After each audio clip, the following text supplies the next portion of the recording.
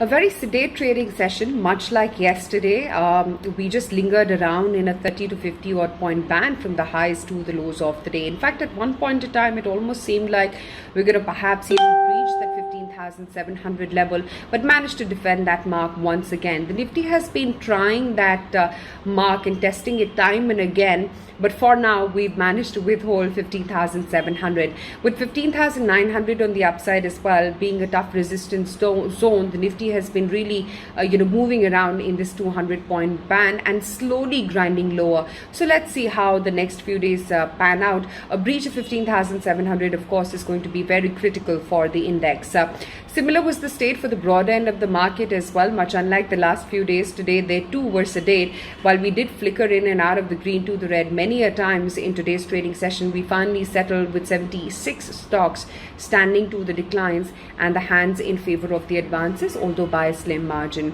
Today you can't really call out any directional trend or any one sector which was leading or dragging.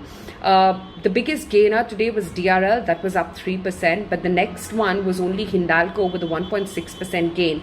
And the biggest loser today, Bajaj Finserv, was down about 2.5%. Next comes Wipro and Britannia, which were, down around 1% apiece. So in that sense, you didn't have any big stock weighing heavy on the market, or for that matter, pulling it upwards. In terms of the broader market contenders, there was of course Naukri. Remember, Zomato is going to be IPOing this month itself. It's an 8,250 crore rupee IPO, largest after SBI cards. So this was one mighty excited stock, held out by about almost 8% at the highs of today's trading session. Dabur as well, after a couple of brokerage upgrades, held out by about 4.5% in trade today.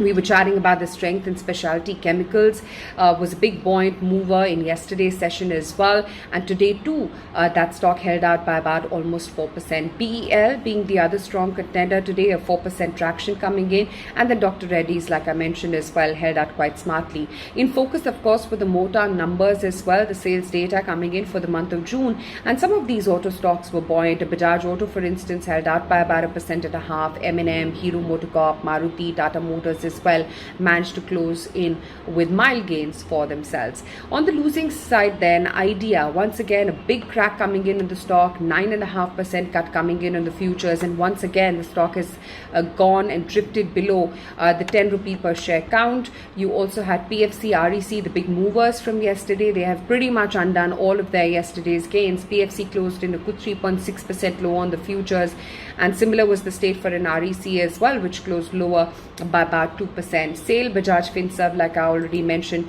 were some of the other stocks which were also laggards.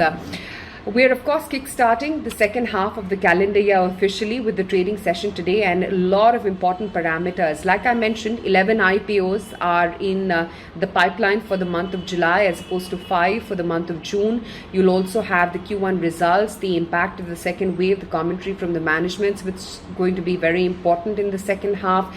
A lot of policy decisions which are pending for the monsoon session of Parliament, which is going to be kickstarting as well. And then of course the bigger one is of course whether or not the unwinding of commodities, whether that continues or not because of its inflationary bearing and the input cost pressures for India Inc. That's going to be another important parameter to look out for the markets.